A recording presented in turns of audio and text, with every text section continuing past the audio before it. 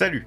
Aujourd'hui, on continue notre série à propos des dojutsu et après le Byakugan, parlons du Sharingan. Sharingan signifie littéralement œil copieur tournoyant. Il s'agit d'un dojutsu héréditaire présent notamment au sein du clan Uchiwa. Tout comme le Byakugan, le Sharingan est apparu pour la première fois chez Kaguya Otsutsuki. Sa première apparition en manga remonte au chapitre 12 sur Kakashi attaqué et en animé à l'épisode 7 de Naruto. Parmi les plus célèbres porteurs du Sharingan, nous notons bien sûr Sasuke, Itachi, Madara, Obito et bien d'autres membres du célèbre clan Uchiwa. L'obtention du Sharingan demande plusieurs éléments. C'est la création d'un chakra spécifique lié à la haine d'un amour perdu qui vient modifier le nerf optique et la pupille. L'obtention ne se fait pas sans mal et peut même provoquer des ralentissements du temps de réaction de ses utilisateurs et même le brouillage de la vue dans les premiers temps après l'apparition du dojutsu. Le Sharingan est composé de virgules qu'on appelle tomoe. Lorsque le Sharingan apparaît pour la première fois, il est souvent composé d'un seul tomoe. Mais par exemple, celui de Kakashi dans l'épisode 7 de Naruto comporte lui 3 tomoe. Le nombre de tomoe indique la puissance du Sharingan et l'expérience de son utilisateur.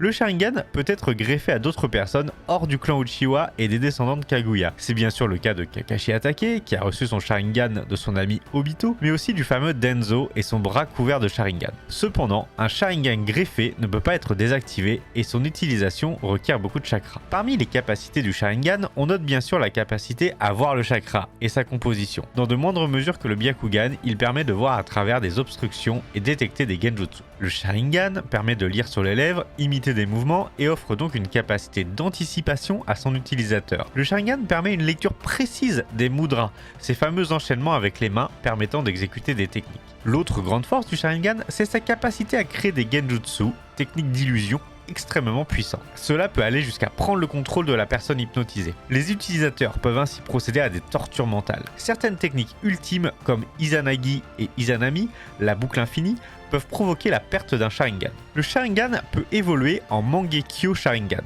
ou encore en Rinnegan, voire en Rinne Sharingan. Mais tout ça, nous en parlerons dans d'autres vidéos de la série. Il y aurait tant à dire sur le Sharingan, mais nous n'avons pas beaucoup de temps. Si vous voulez en savoir plus, n'hésitez pas à le lire en commentaire et à vous abonner.